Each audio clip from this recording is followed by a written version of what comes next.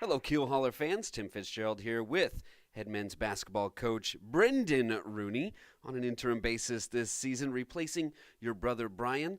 And I know some fans and followers, alumni, probably a little curious.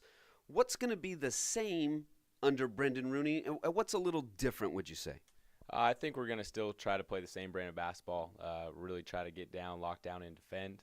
And I think the thing that's the same is the culture. We care a lot about our guys, and guys are starting to come together and be one family. So I think that's the one thing that maintains the entire time.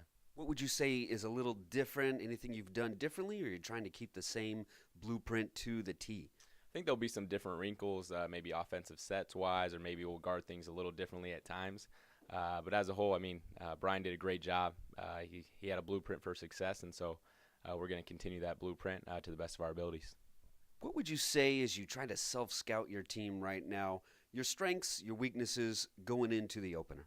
I think strength-wise, we have really good depth. I think we can play a lot of guys, and I think we can run in transition. So I think that'll be something that'll be a really positive attribute of ours. And I think we'll shoot it decently.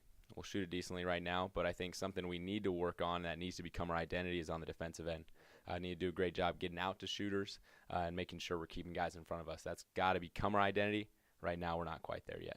Would you say that's a part of having a lot of new bodies? There's a lot of new faces on this team, getting all these new parts to buy in or learn the system, sort of the Rooney way, if you will. A lot of new guys. What would you say it is at this point? Yeah, I think at first it was the buy-in and their belief in it, which I think we have that now. I feel like we have 100% buy-in, and now it's just the little details. Making sure you're closing out to the correct way, your hands, your feet are in the correct position.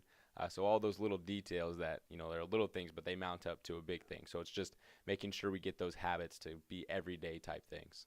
What would you say is your goal out of this preseason stretch, the non-conference stretch? What are some of the things you want to see accomplished, your goals in this time, and I guess in this opening weekend as well? Yeah, I think this is the best the conference has been in, I'd say, the last 10 years, just being around it while Bryan's coaching and then helping him out. It's very, very deep. So it's going to be a battle day in and day out, and I think that's what our non-conference does.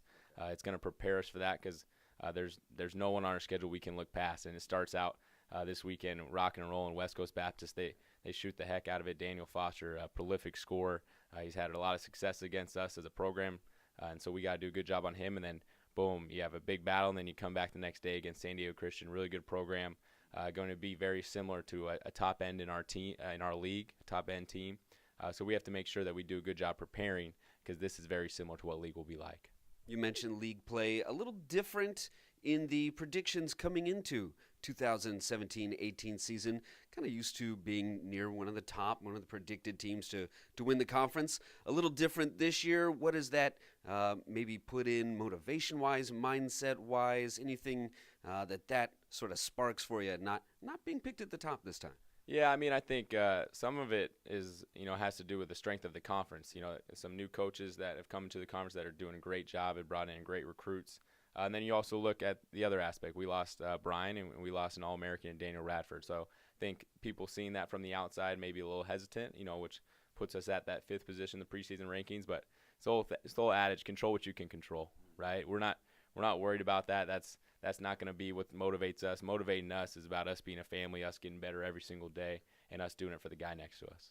Last question for you here, Brendan. When you look at your roster right now, who is the returner that you would say is going to maybe step up to a new level, new role this year? Who's the new guy that we can expect to see something from this season? I think the returners, the two that we're really counting on are two senior captains, Daniel Solis and Philip Randalls. They both had huge impacts last year. Both started a lot of games for us. We're expecting that consistency to be there all the time. And then two new faces that will probably get a lot of run early will be Xavier Lucero, a local product out of Rodriguez High School, and then Josh Hauser out of Concordia. So those are two of many. I could list every single guy and give you a breakdown of how they'll positively affect it. That's where I feel like our depth is going to be so key for us going forward. Brendan, thanks for your time. Best of luck moving forward, and thanks for tuning in.